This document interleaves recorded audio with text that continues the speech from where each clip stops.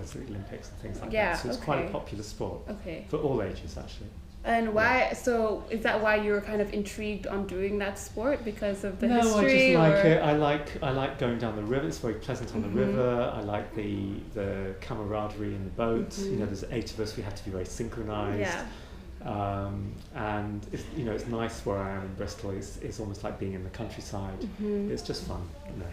Okay. Yeah.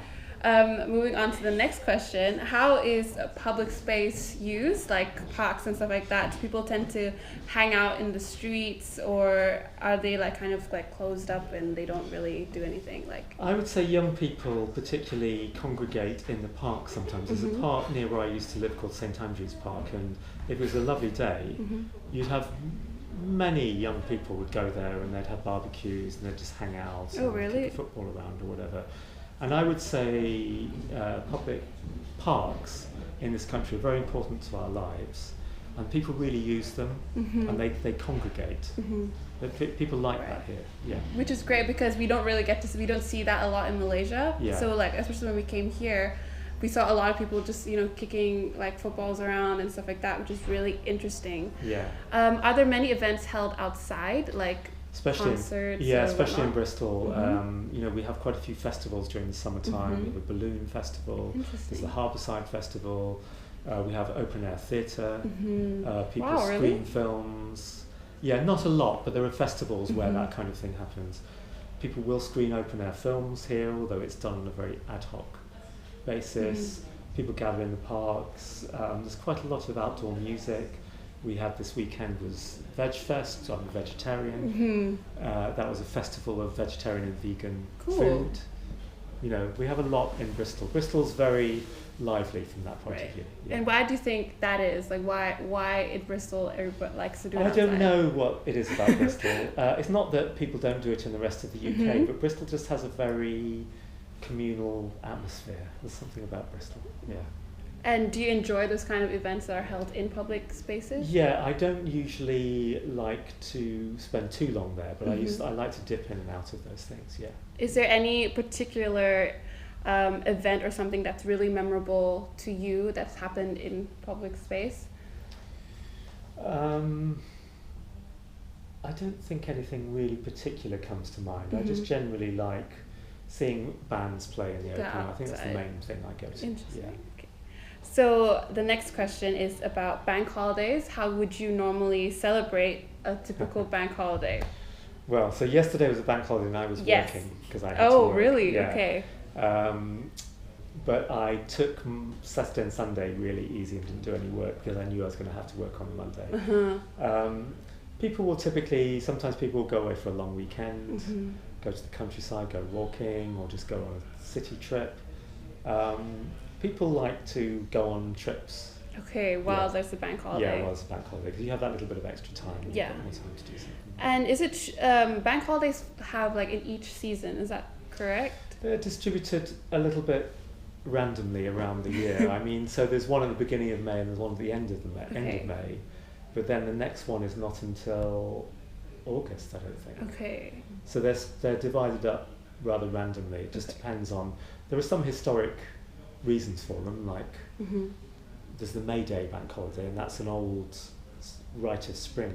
Okay. Here.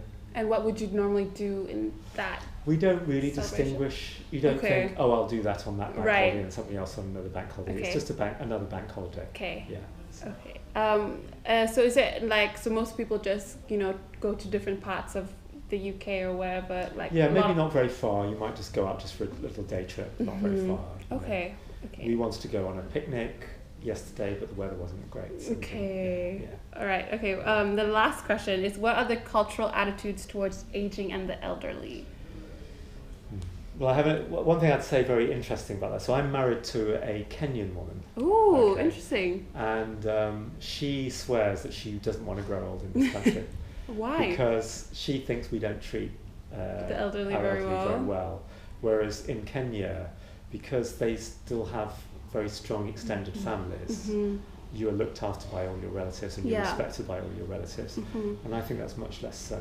And what is the retirement age in the UK? It's they're changing them slightly, but it's I think by the time I retired, it'll be 66 for man. Okay. But I think they're bringing up the female retirement age to the same. It was that women were about 5 years before. Okay. Maybe they're still lagging behind, but they're bringing them together.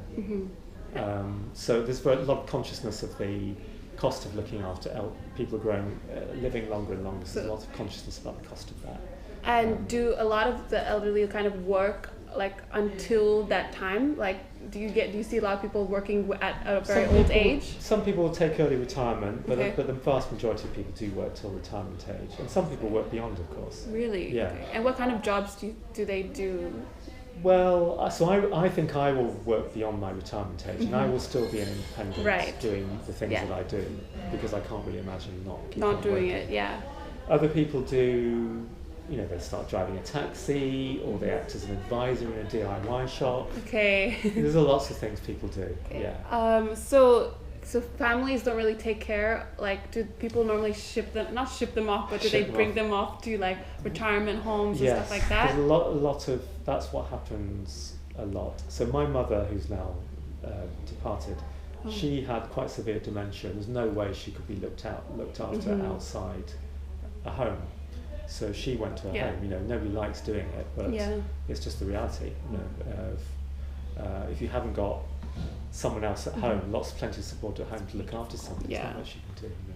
So are the elderly like well respected? Like in Malaysia, you have to definitely, and also quite a few Asian countries, like the elderly is the most important. Is that common here? No, I can't say it is. In Africa too, the older people are very respected. Yes. Yeah. In all the African countries I've been to, but here I would say not to the same extent. And has that been going on for a while? Or has it slowly changed, or has it always been like that? I don't know that for sure. I suspect that there used to be more respect for elders than there is now, but I don't know that because I just don't have the experience. Okay. Yeah, that's all our questions. Yeah, thank you so much. Good, sure, no problem. Yeah.